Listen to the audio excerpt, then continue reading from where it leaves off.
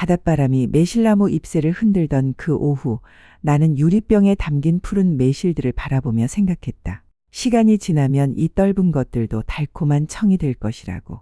그 평온은 윤채가 내 스카프를 잡아챈 그날 이전까지였다. 일광읍의 우리 집 마당에는 오래된 매실나무가 한 그루 서 있다. 남편이 떠난 지 8년째, 나 혼자서도 이 집을 잘 꾸려왔다고 자부한다. 63세의 나이에도 동네 반찬 가게를 준비하며 새로운 꿈을 키우고 있었으니까. 어머님, 안녕하세요. 현수와 윤채 그리고 7살 도윤이가 오늘도 찾아왔다.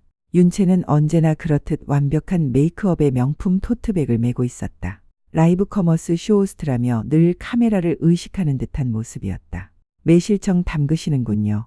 저희도 도움드릴게요. 윤채의 말은 정중했지만 손은 이미 휴대폰을 꺼내 카메라를 켜고 있었다. 아마 또 SNS에 올릴 자료를 찍으려는 모양이었다. 도윤아, 할머니한테 인사해라. 현수가 말했지만 도윤이는 태블릿에만 집중하고 있었다. 스크린 타임이 너무 긴 것 같아 걱정스러웠지만 섣불리 간섭하기엔 며느리의 눈치가 보였다. 요즘 육아 유튜버들이 매실청 만들기 콘텐츠를 많이 올리더라고요.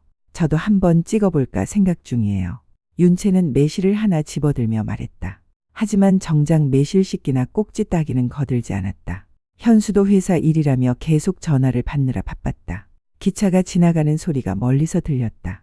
이 소리를 들을 때마다 남편과 함께했던 시절이 떠올랐다. 그때는 이렇게 복잡하지 않았는데.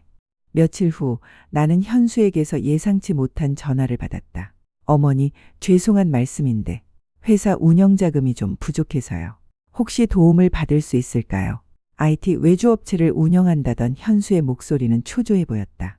며느리의 과시적인 생활을 보며 어느 정도 예상은 했지만 막상 듣고 보니 마음이 무거웠다. 얼마나 필요한데? 4억 6천만 원 정도요. 아파트 전세금 보탬도 되고 회사 운영자금도 충당할 수 있을 것 같아요. 나는 잠시 망설였다가 승낙했다. 하지만 차용증은 반드시 쓰기로 했다. 가족이라도 돈 문제는 확실히 해두는 것이 좋다고 생각했기 때문이다. 3장 도화선. 일주일 후 그들이 다시 찾아왔을 때 분위기가 달랐다.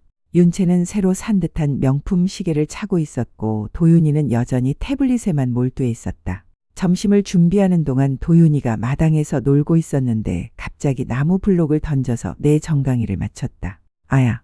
순간적으로 아픔이 왔지만 더 놀라운 건 도윤이의 반응이었다. 미안하다는 말 한마디 없이 오히려 싱긋 웃고 있었다. 도윤아, 그러면 안 되지. 할머니한테 미안하다고 해야지. 내가 조용하지만 단호하게 말했다. 그동안 참아왔던 것들이 한계에 다다른 순간이었다. 어머님, 윤채가 다급히 달려왔다. 하지만 도윤이를 달래는 것이 아니라 오히려 나를 향해 화를 내고 있었다. 아이가 그럴 수도 있는 거죠. 너무 야단치시는 거 아니에요.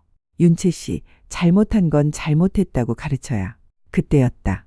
윤채가 갑자기 내가 목에 두른 스카프를 움켜쥐고는 거칠게 잡아당기며 밀쳤다. 아이 교육은 제가 알아서 할게요.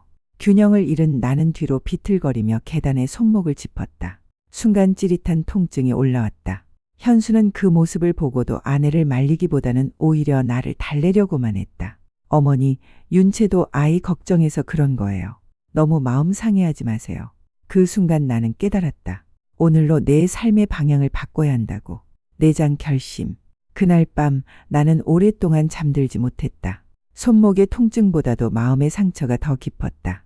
기차 소리가 멀리서 들려올 때마다 남편이 살아있었다면 이런 일이 일어났을까 하는 생각이 들었다. 새벽 5시 나는 결심했다.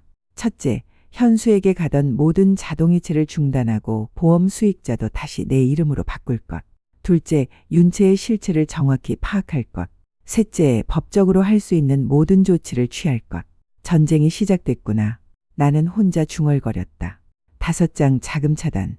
다음 날 오전 나는 곧바로 은행으로 향했다. 현수 회사로 가던 월 300만 원 자동이체를 모두 중단하고 보험 수익자를 윤채에서 다시 내 이름으로 변경했다. 어머님, 이렇게 갑자기 왜? 현수가 전화로 당황해했지만 나는 담담하게 대답했다. 아들아, 어머니도 이제 나이가 들어서 돈 관리를 더 신중하게 하려고 한다. 이해해줘. 6장 정보 수집.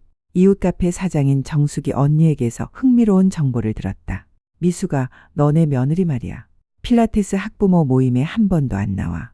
근데 인스타그램에는 명품 가방, 호텔 브런치 사진만 올리더라고. 더 자세히 알아보니 윤채는 동네에서도 소문이 나 있었다. 아이 교육에는 관심이 없으면서 자신의 SNS 활동에만 몰두한다는 것이었다. 나는 윤채의 유튜브와 블로그를 찾아봤다. 윤채의 럭셔리 라이프라는 채널에는 해외 호텔 브이로그, 명품 언박싱 영상들이 가득했다.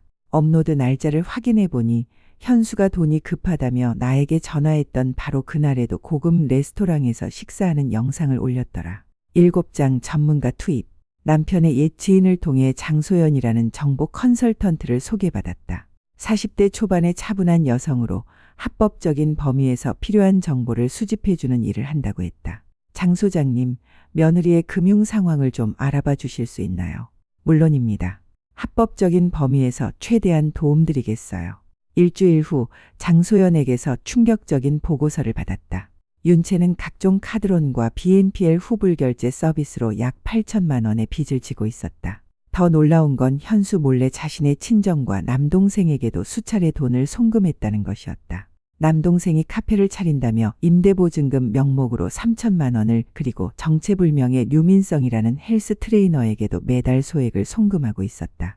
8장 친정 방문. 나는 인천에 있는 윤채의 친정을 찾아갔다. 윤채가 말하던 성공한 사업가 집안이 아니라 좁은 골목의 작은 분식집이었다.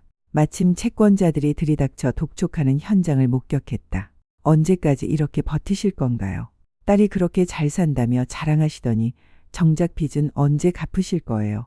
윤채의 어머니는 고개를 숙인 채 말을 잇지 못했다. 모든 상황이 명확해졌다. 9장 법적 준비. 남편의 친구였던 최우영 변호사를 찾아갔다. 미숙 씨, 이 정도면 충분히 법적 대응이 가능해요.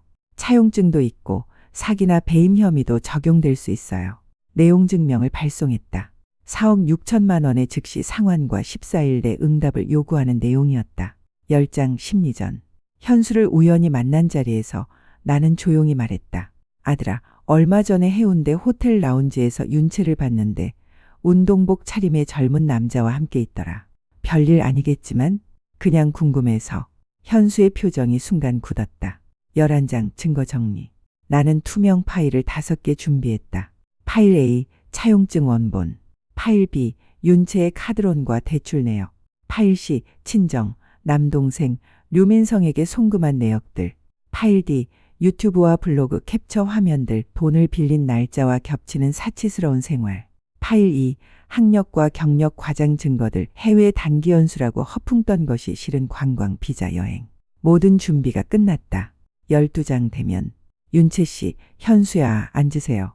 주방 테이블에 물 한 잔씩만 놓고 나는 차분하게 말했다.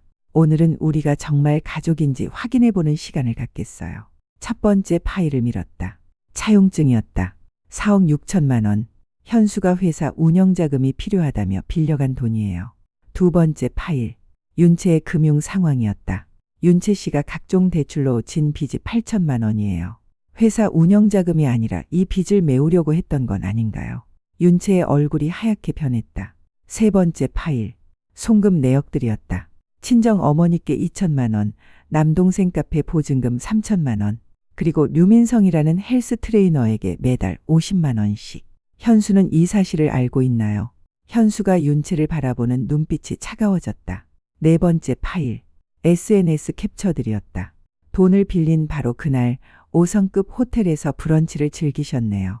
현수는 자금난으로 고생하고 있을 때 말이에요. 다섯 번째 파일. 학력 및 경력 관련 자료들이었다. 해외 마케팅 전문가라고 하셨는데 실제로는 관광 비자로 3개월 어학연수 다녀온 게 전부네요. 윤채는 더 이상 변명할 수 없었다. 어머님, 저는 선택지가 2개 있어요. 나는 마지막 종이를 내밀었다. 하나는 조용한 협의 이혼. 재산 분할이나 양육권에서 부당한 청구를 하지 않는다면 급한 빚 일부는 정리해 드릴게요. 조건부로 말이에요. 다른 하나는 모든 증거를 법정에 제출하고 정식으로 소송을 진행하는 거예요. 사기죄에 배임죄도 적용될 수 있어요. 13장 각성. 그날 밤 늦게 현수가 혼자 찾아왔다. 그의 눈은 빨갛게 충혈되어 있었다. 어머니, 제가 너무 바보였어요. 현수는 윤채의 SNS 계정들을 모두 확인해 본 뒤에야 진실을 깨달았다고 했다. 아버지가 살아계셨다면 이런 일은 일어나지 않았을 텐데.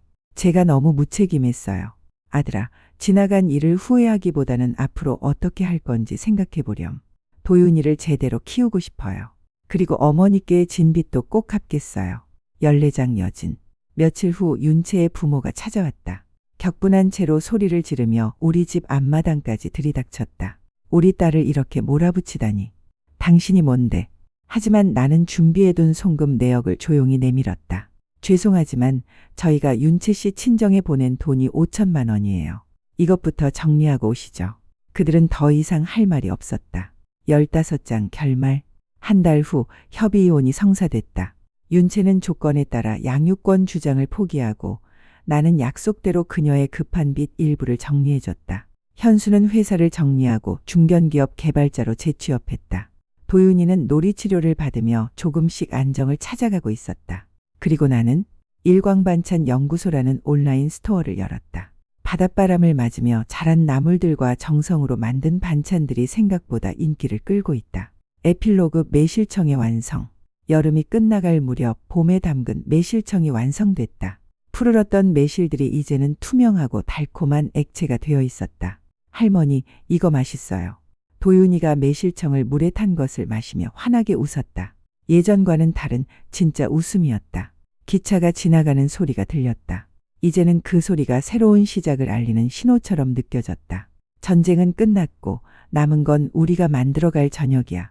나는 마당의 매실나무를 바라보며 중얼거렸다. 내년에는 더 많은 매실을 수확해서 더 달콤한 청을 만들 수 있을 것이다. 바닷바람이 살랑살랑 불어왔다. 평화로운 저녁이었다.